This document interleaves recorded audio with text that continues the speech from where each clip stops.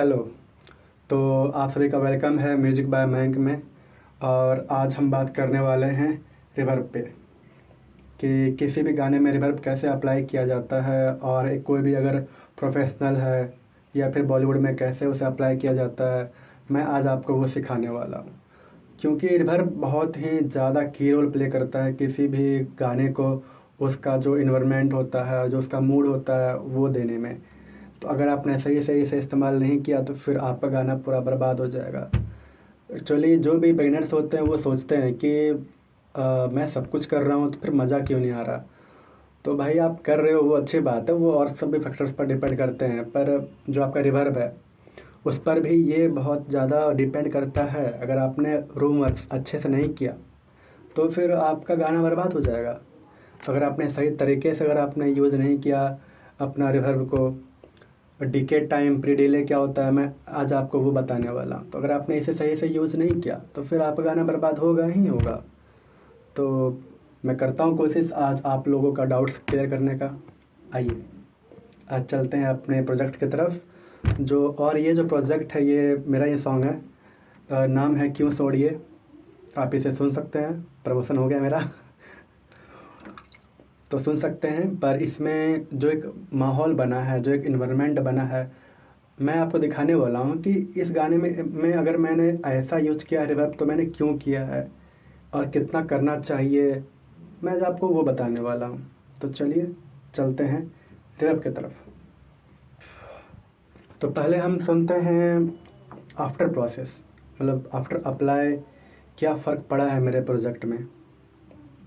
तो with music मैं आपको सुना रहा हूँ। बैठा ही बैठा क्यों सोचे रहा मैं, टूटी है नींदे और खोया मैं जहाँ मैं। बैठा ही बैठा क्यों सोचे रहा मैं, टूटी है नींदे और खोया मैं जहाँ मैं।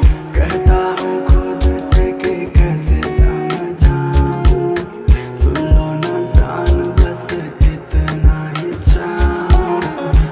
काफ़ी इतना पहचानने के लिए कि इस गाने में क्या किया है मैंने। और अब मैं आपको सुनाता हूँ विदाउट रिवर्ब, कि बिना रिवर्ब का, बिना डिले का क्या इसमें फ़र्क पड़ा है। बैठा ही बैठा क्यों सोचे तो कोई मज़ा रहा, नहीं है। टूटी है नींदें टाटा बाय और फिनिश। खोया मैं जहाँ मैं। तो फैक्टर यही है कि हमें जानना है कि एक्चुअली मैंने किया क्या है इसमें। चलिए देखते हैं। तो एक्चुअल में मैंने इसमें 3 रिवर्ब यूज़ किया है। एक हॉल हो गया जो बहुत ज़्यादा आवाज़ गूंज रहा है, और एक रूम हो गया। अब रूम हम लोग क्यों करते हैं प्रोवाइड, रूम हम लोग करते हैं प्रोवाइड उसे एक स्टूडियो इफेक्ट देने के लिए, लगे कि हाँ वो एक स्टूडियो में रिकॉर्ड किया गया। क्योंकि जो भी आप रिकॉर्ड करते हो वो क्या होता है, जनरली आपका एक ड्राइव होता है signal, fully drive without anything. तो मिक्सिंग मास्टर में क्या होता है, जनरली यही होता है कि कोई भी इंजीनियर को गाने को नेचुरल साउंड करवाना पड़ता है, और जो उसका डिमांड है, जो माहौल वो डिमांड कर रहा है, वो उससे करना है प्रोवाइड। क्योंकि जितने भी आपके ऑडियो होते हैं सब तो आपके वेट ड्राई ही हैं, उसमें तो कुछ आपका प्रोसेस हुआ नहीं है। तो पहला जो मैंने आपका रिवर्ब यूज किया है वो मैंने किया यूज वेलहला का मैंने किया यूज काउटिक हॉल। पर इसमें भी मैंने ऐसा कुछ नहीं कि मैंने प्रीसेट बस लगा दिया काम खत्म, ऐसा मैंने कुछ भी नहीं किया। मैंने इसमें किया है सेट, प्री डिले और डीके। प्री डिले और डीके क्या होता है, डीके होता है वो टाइम आप कितना देर तक आवाज़ को गुंजाना चाहते हो, मतलब वो कितना आवाज़ गुंजे आप ये चाहते हो। और प्री डिले का मतलब ये होता है कि कितने देर बाद वो आवाज़ गूंजना शुरू करेगा। लाइक अगर मैं बोलूँ हेलो, तो मेरे बोलने के बाद कितना देर बाद ये हेलो जो आवाज़ गूंज रहा है कितने देर बाद गूंजेगा, ये होता है। तो हम लोग इस पर फोकस नहीं करेंगे, हम लोग का फोकस होना चाहिए ये कि मैं आपको बताता हूँ। डीके तो आपका हो गया कि आवाज़ कितना गूंजेगा, और प्री डिले एक्चुअली आपका वर्क ऐसा करता है कि आप कितना बड़ा रूम चाहते हो, जितना बढ़ाओगे प्री डिले रूम उतना बड़ा होगा, आप जितना प्री डिले को आप शॉर्ट करोगे रूम उतना छोटा होगा। तो आप जितना इसे छोड़ोगे आपको उतना पता चलेगा। और इस पर मैंने हाई कट और लो कट दिया है। हाई कट और लो कट होता है ज़रूरी। अगर आप गौर करो ना, अगर आप किसी हॉल में अगर आप ज़ोर से चिल्लाओ ना, तो जो आपका लो फ्रिक्वेंसी होता है ना वो उतना नहीं गूंजता है, आपका हाई फ्रिक्वेंसी उतना गूंजता है। क्यों? क्योंकि हमारा हाई फ्रिक्वेंसी ज़्यादा दूर तक ट्रेवल करता है as compare to low frequency. तो आपको कोशिश करना है कि आपको लो कट मारना है और हाई कट मारना है। हाई कट थोड़ा मारना है और लो कट अच्छे से मारना है, ताकि जो जितना आवाज़ गूंजना चाहिए उतना ही आवाज़ गूंजे। तो इस पर मैंने डीके टाइम ज़्यादा रखा है, और ज़्यादा रखा है ऐसा कुछ नहीं होता है। इस पर मैं आपको दिखाता हूँ। एक वेबसाइट है अनदर प्रोड्यूसर, आप इसमें अपना जो भी आपका ये है टेम्पो है आप वो यहाँ पर टाइप कर देना 95। जैसे मेरा टेम्पो है 95, मैंने यहाँ पर 95 टाइप कर दिया। तो यहाँ पर 4 प्रकार का वो रिवर्ब साइज दिया है, hall, large hall, small, tight, ambience. पर मुझे क्या चाहिए? मुझे चाहिए हॉल और मुझे चाहिए स्मॉल रूम, जो कि मैंने ले लिया। प्री डिले यहाँ पर लिखा हुआ है, डीके टाइम यहाँ पर लिखा हुआ है। बस आपको ये सेम कॉपी पेस्ट यहाँ पर कर देना है। डीके टाइम में इतना मैंने डाला है और 75 मैंने वहाँ पर डाल दिया है। मुझे कितना साइज का रूम चाहिए था, जो कि मुझे रूम यहाँ पर मिल गया। तो अगर मैं आपको सुनाऊँ बस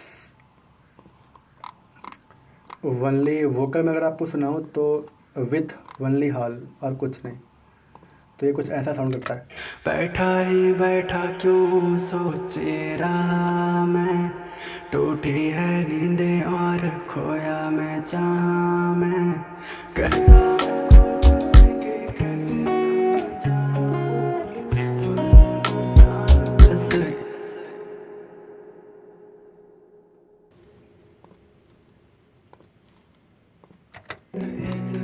ही चाहूं।